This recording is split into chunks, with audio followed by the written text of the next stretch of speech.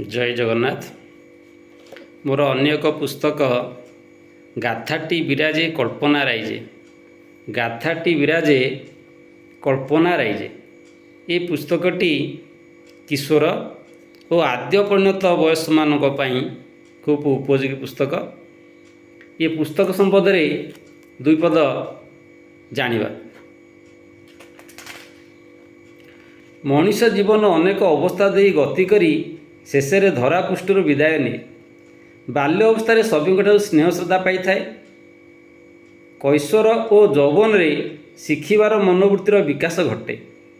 अनुभूति को कर्म रे लगाइबा सह कल्पना विलासी होता है।